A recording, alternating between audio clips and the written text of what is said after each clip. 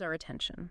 This discussion forces us to confront the legacies of racial violence and economic disenfranchisement. Yeah. Not just in Tulsa, but throughout America. What's striking is how Johnson connects the past and present, Right. showing how the issues that led to the destruction of Black Wall Street still resonate today. Yeah. The themes of racial prejudice, economic inequality, and the struggle.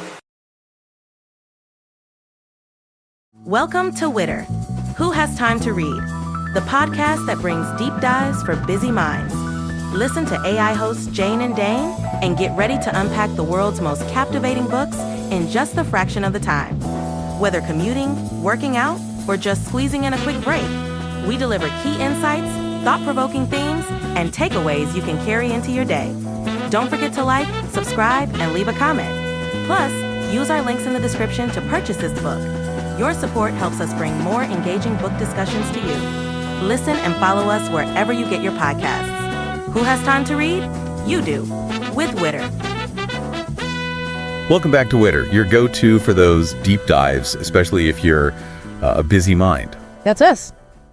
This month, we're celebrating Black voices as part of our Black History Month series. Absolutely. And today, we're taking you to Tulsa, Oklahoma to explore a story of resilience, tragedy, and the enduring spirit of a community. A powerful story. For sure. We're diving into Black Wall Street. Okay. From Riot to Renaissance in Tulsa's historic Greenwood district Okay. by Hannibal B. Johnson. Wow. So imagine a thriving Black community in the early 1900s. Okay. A place dubbed Black Wall Street. Yeah. This book really uncovers the Greenwood district's journey from its peak to its devastating destruction and the community's just unwavering efforts to rebuild. It's a story that a lot of people may not know, Yeah. but one that holds crucial lessons about Black entrepreneurship, the impact of racial violence, and just that long shadow of history. It's heavy. Absolutely. So let's start with Greenwood in its prime. Okay. Okay. Sounds good. Imagine stepping onto the streets of Greenwood between the 1920s and 1950s. All right. It's a bustling center of Black-owned businesses. You've got the luxurious Stratford Hotel, the vibrant Dreamland Theater, restaurants serving up delicious meals, Right. and offices of Black doctors and lawyers. Wow. Like just everything. A real hub. Yeah. It was a testament to Black excellence and self-sufficiency, and it was born out of the necessity of segregation. Johnson calls it an economic detour, Right. a custom that unintentionally fueled Greenwood's prosperity by keeping Black dollars circulating within the community. Right.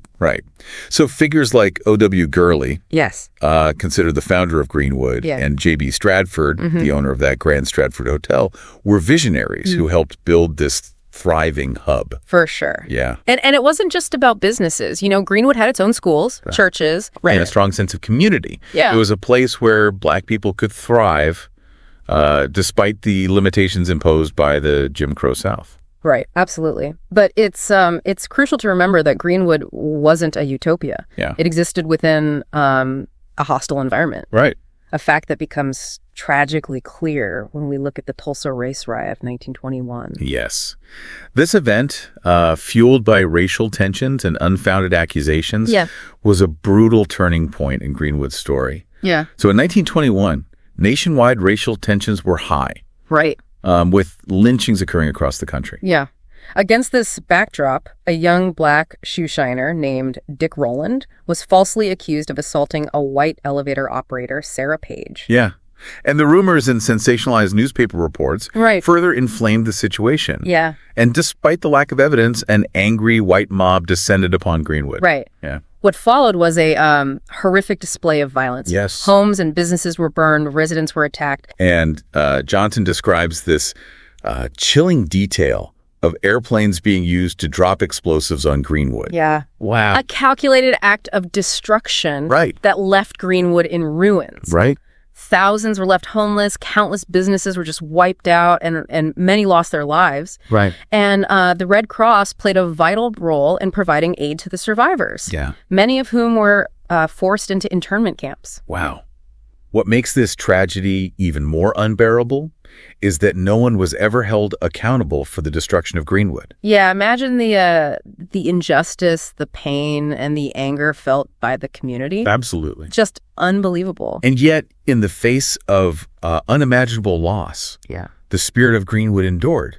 Absolutely. It's remarkable how, instead of succumbing to despair, the community chose resilience. Right. It's incredible. Immediately following the riot, Black lawyers like B.C. Franklin, John Hope Franklin's father, challenged discriminatory ordinances that aimed to prevent them from rebuilding. Wow. Yeah, and they did, drawing on their strength and determination to create a new Greenwood from the ashes of the old. Wow. You know, it's a stirring example of what a community can accomplish when it unites in the face of adversity. Absolutely, yeah. For sure. This spirit of resilience continued.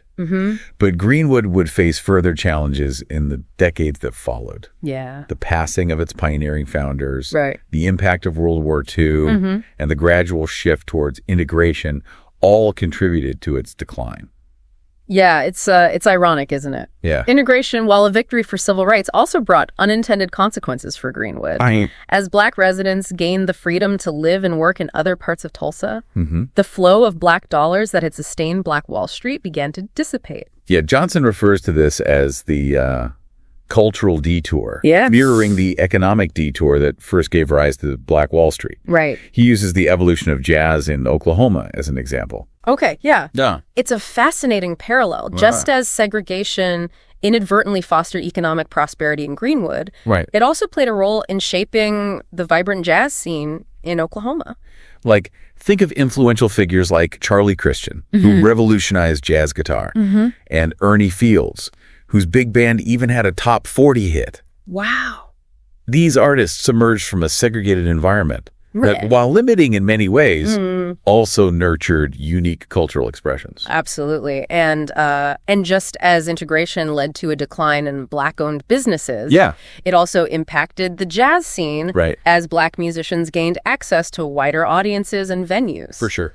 So, yeah, it's a reminder that progress often comes with complicated and sometimes unforeseen consequences. Absolutely. Now, for decades, the story of the Tulsa Race Riot was shrouded in silence. Right. It was a hidden wound, a painful chapter that many tried to forget. Yeah, but thankfully, efforts to reclaim and understand this lost history gained momentum. Right. The work of the Tulsa Race Riot Commission was instrumental in uncovering and documenting the truth, giving a voice to the victims and survivors. And organizations like the Greenwood Cultural Center became vital repositories of Black history. Absolutely. Ensuring that this story wouldn't be forgotten. Yeah. They serve as powerful reminders of the community's enduring spirit. Yeah. The Greenwood Cultural Center is home to a collection of harrowing survivor accounts. Wow. Imagine hearing the story of a woman who hid in her bathtub during the riot. Oh, wow. Only to be asked to give it up to an older woman seeking safety. Gosh. You know, these personal testimonies bring the history to life in a way that statistics never could, forcing us to confront the human cost of the Tulsa Race Riot. Absolutely. And then there's the 1921 Black Wall Street Memorial outside the Greenwood Cultural Center. Right. It's a solemn tribute to the individuals and businesses lost in the riot. Yeah. With an inscription from a survivor's poem, pleading for help for Greenwood. It serves as a reminder of the need for ongoing dialogue and action to address the lasting effects of racial injustice. Right. And it brings us to the current debate surrounding reparations for the victims of the riot, a complex issue that demands our attention.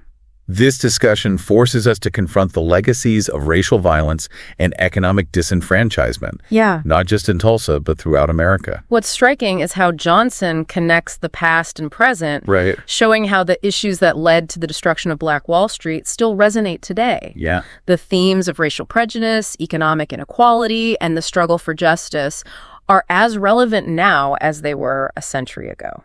So what can we learn from this story?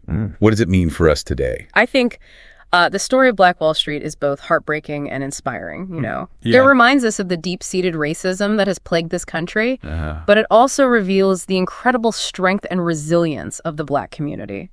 Exactly. And as we reflect on this history during Black History Month, it's crucial to think about how we can apply these lessons to our present.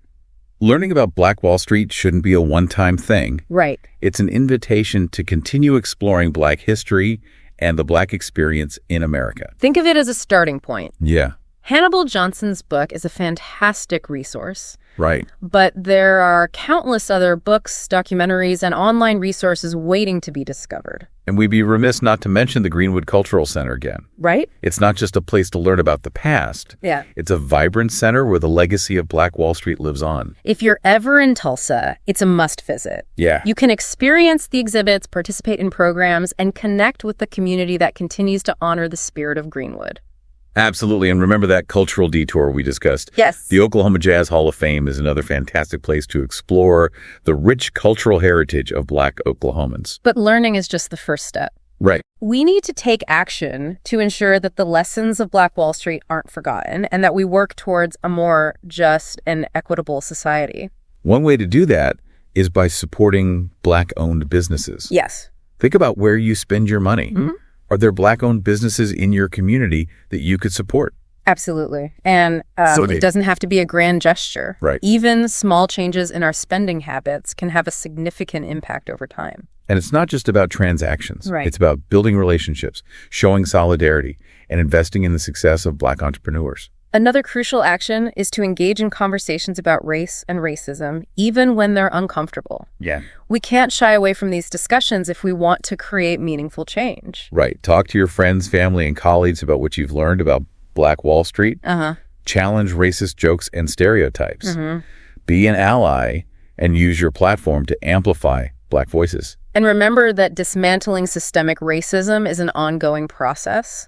It's not about checking a box. Right. It's about being consistently engaged, informed, and challenging ourselves and those around us to do better. We've talked a lot about Black Wall Street. Yeah. But there are countless other stories of Black resilience, innovation, and creativity throughout American history. So here's a challenge for our listeners. Okay. Seek out those stories. Yeah. Read books by Black authors. Watch films by Black directors. Right. Listen to music by Black artists. Absolutely. Make a conscious effort to expand your understanding of the Black experience in America. It's enriching, enlightening, and essential for creating a more inclusive society. For sure. And as we wrap up this deep dive, remember that history isn't just something we learn about. We're all part of creating it through our choices and actions. We hope this episode has inspired you to learn more, to reflect, and to take action. We'll leave you with a few final questions to ponder. What can you do to honor the legacy of Black Wall Street in your own life? How can you be a better ally to the Black community? And what steps can you take to ensure that Black voices are heard, respected, and celebrated, not just during Black History Month, but every single day? Thanks for joining us on this journey. Yes, thank you. Remember, Witter is here for your busy minds, bringing you deep dives into the stories that matter. Absolutely. Until next.